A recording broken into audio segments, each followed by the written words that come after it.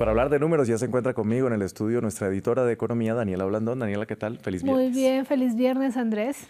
Daniela, vamos a comenzar con Estados Unidos. Donald Trump ya tiene candidato para presidir la Reserva Federal. Nos puso a correr como de costumbre este viernes en la mañana porque muy temprano hizo este anuncio. El mandato de Jerome Powell, quien fue nominado por él mismo años atrás, termina en mayo próximo y el presidente anunció este viernes que propondrá a Kevin Warsh para reemplazarlo.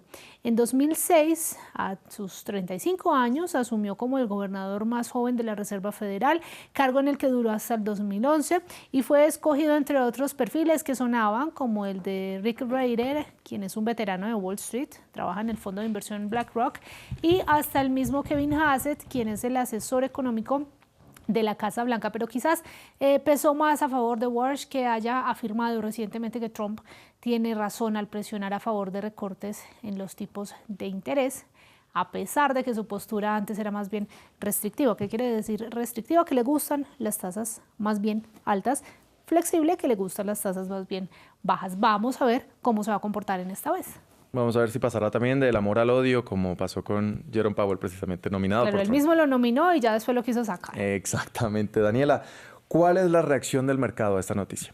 Bueno, hay que decir primero que la elección de Trump puede dar luces sobre qué dirección tomarán las tasas de interés. Entonces, concretamente, si el Banco Central seguirá resistiéndose a bajarlas por la incertidumbre global o si será más flexible y hará caso al presidente en que deben seguir disminuyendo. Ya los mercados mundiales se han visto lo suficientemente sacudidos por las amenazas arancelarias y ahora se suman las preocupaciones sobre la independencia del Banco Central por el asedio que ha liderado Donald Trump contra Jerome Powell. Vamos con el dólar, que recortó las ganancias que traía desde la sesión anterior, pero se mantuvo al alza, recuperándose de niveles no vistos, y lo vemos acá en este gráfico, desde pandemia frente a otras monedas fuertes como el euro, la libra esterlina o el yen japonés. Entonces el índice del dólar, que es el que vemos acá, y compara la divisa con 6 pares, está ganando terreno en este momento. Pero como ocurre regularmente, el precio del oro se comporta de manera inversamente proporcional.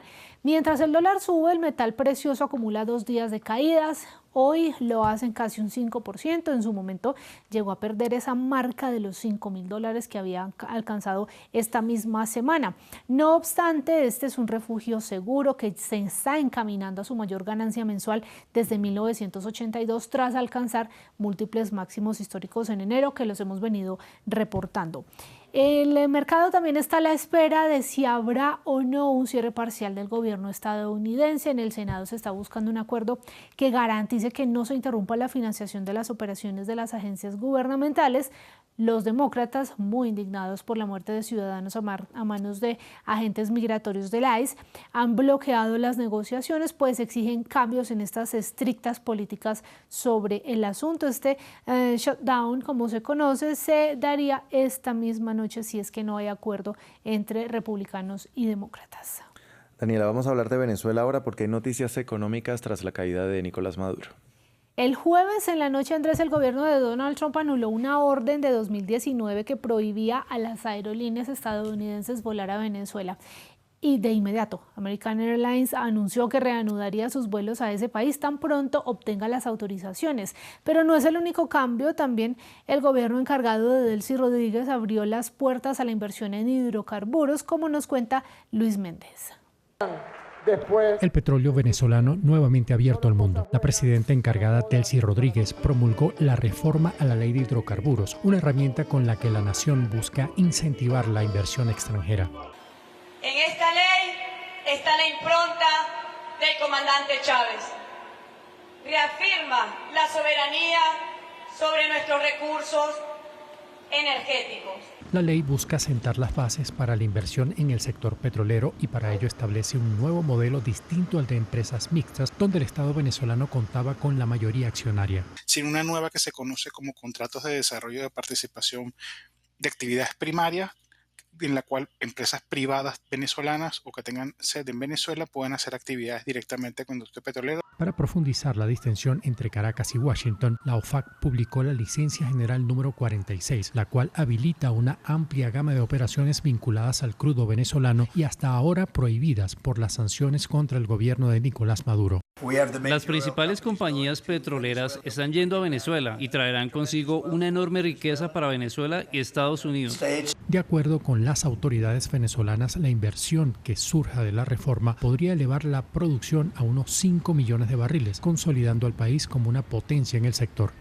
Vamos ahora a noticias de Colombia. Daniela, un alto tribunal, de hecho, tumbó provisionalmente la emergencia económica.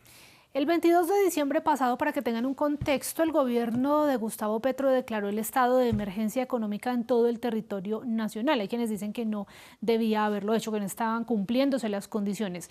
Una semana después publicó varios decretos con alzas de tributos que ayudarían a financiar el hueco presupuestal que hay para 2026. Entre ellos había un impuesto al patrimonio o un aumento a este impuesto.